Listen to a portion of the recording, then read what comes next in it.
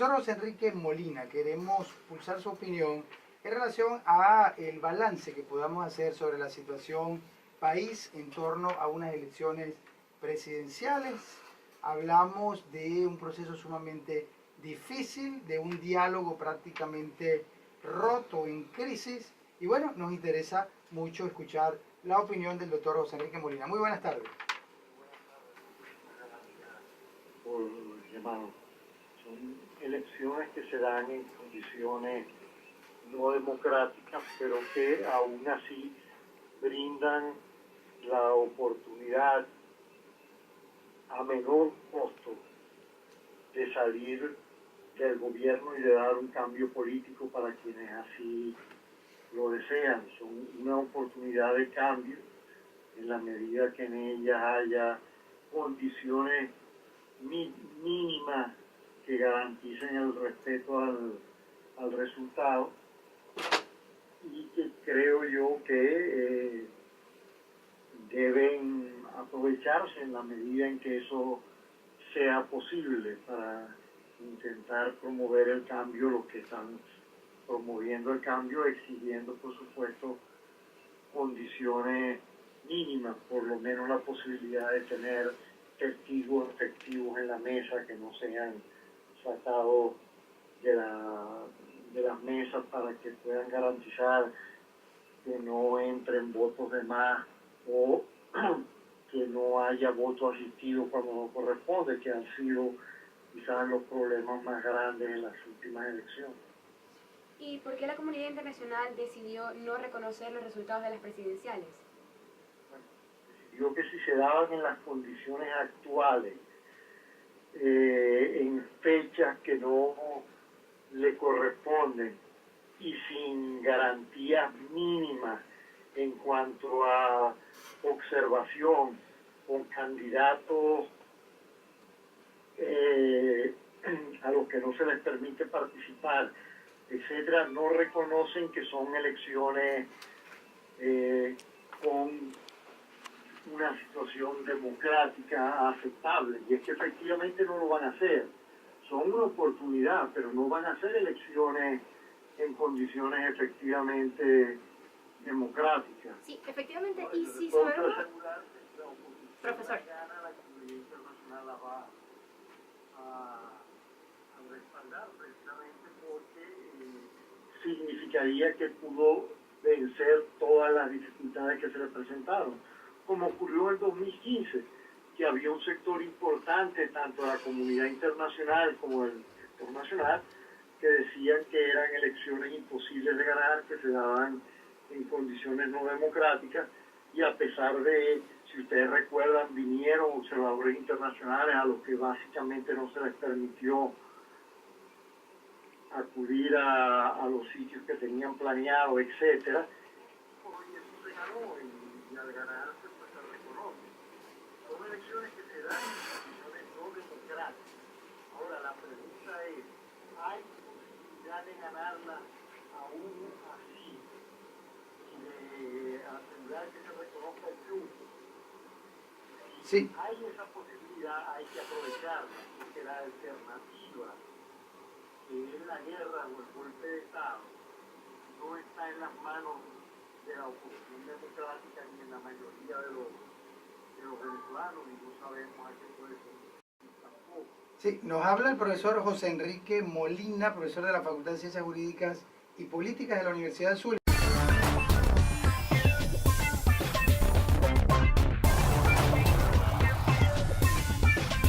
En la línea telefónica el doctor José Enrique Molina, profesor del doctorado en Ciencias Políticas de nuestra Facultad de Ciencias Jurídicas y Políticas, justamente en la materia comportamiento electoral. Bueno, investigador de gran trayectoria, autor de distintas publicaciones, etc. Profesor José Enrique Molina, estábamos pulsando su opinión en relación a este tema tan controversial, no solo de cara nacional, sino además que le ha dado también la vuelta al mundo, las elecciones presidenciales en Venezuela. Aquí en el programa tenemos muchos estudiantes universitarios, está el aula full, y además hay profesores y todos quieren hacerles distintas preguntas. Sí, profesor, muy buenas tardes. Profesor, bajo este contexto, este escenario, ¿Es posible que la oposición venezolana logre ganar las elecciones sin contar con las garantías constitucionales?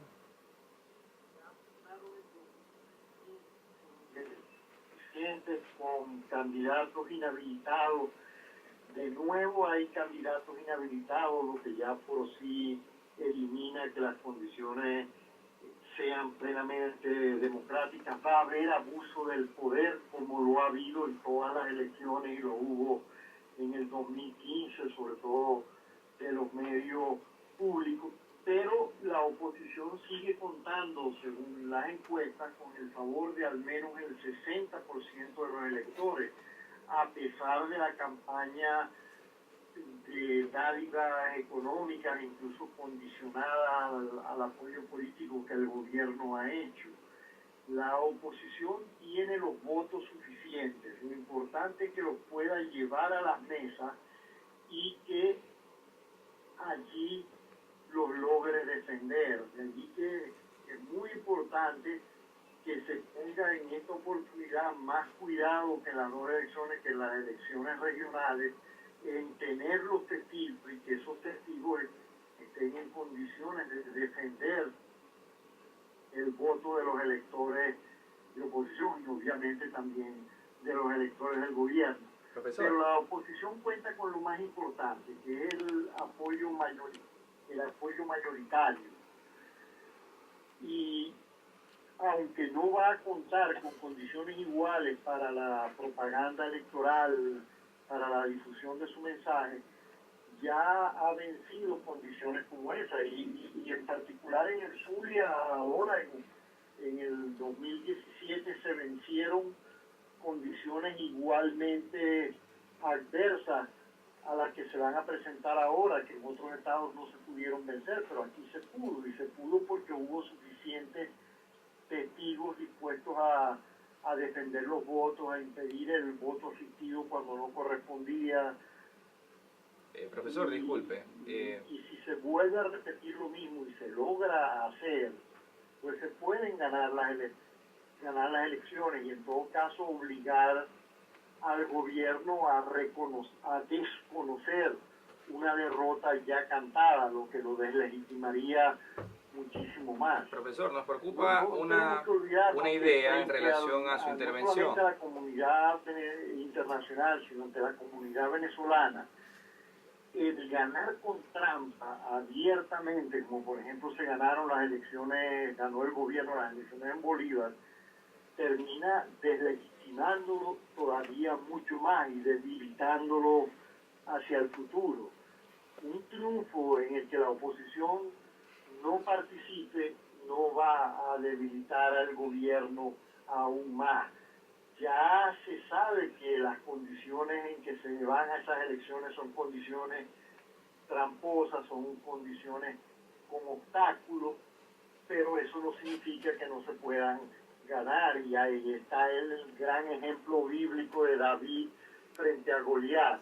Condiciones más distintas que esas, pues es muy difícil que haya. Sí, profesor, pero nos preocupa, por ejemplo, Hay el escenario postelecciones. sobre todo teniendo los votos, sobre todo porque los votos se tienen, ese es el punto importante. Según las encuestas, pues hay que buscar la manera de tratar de defenderlos. Ya le corresponderá a los dirigentes políticos una tarea que solo ellos pueden cumplir, de evaluar finalmente si las condiciones que se están dando las elecciones permiten la victoria aún con la mayoría que se tiene.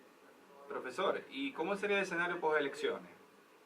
¿Cómo sería el escenario postelecciones? Es decir, vamos a un proceso electoral donde seguramente, como usted señaló al principio de su intervención, lógicamente en algún punto habrán irregularidades. ¿Qué pasa si hay un desconocimiento por parte del gobierno nacional? Que seguramente podría ser uno de los escenarios. ¿Cuál debería ser la reacción de la oposición? Está la posibilidad del desconocimiento. Entonces vendría la lucha a través de los medios que se tienen, que son básicamente medios pacíficos, para exigir ese reconocimiento, y seguramente las sanciones internacionales serían muchísimo más fuertes. que las que hasta ahora han existido, y el clima para el gobierno sería mucho más difícil.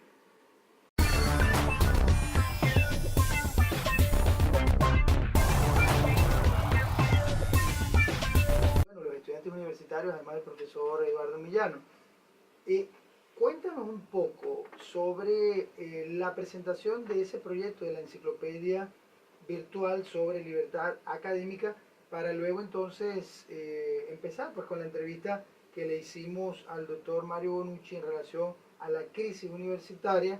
Por cierto, nuestro Consejo Universitario de la Universidad del Zulia acaba de publicar esta semana un comunicado sobre las preocupaciones grandísimas, gravísimas, que afrontan las universidades en medio de esta política estatal del gobierno que arremete contra las universidades. Recomendamos, por cierto, leer este comunicado en la página web de la Universidad Zulia, los ADN, se encuentran las referencias, inclusive en la propia de Aula Abierta. Hemos preparado una nota de prensa donde igualmente se resumen los elementos básicos del comunicado y se redirecciona a las páginas de Luz ADN donde está la fuente oficial. Pues sí, David, yo creo que al hablar de la enciclopedia virtual necesariamente hay que hablar de innovación. Innovación porque es un espacio de encuentro que no existe en Venezuela y probablemente no existe en las Américas como tal.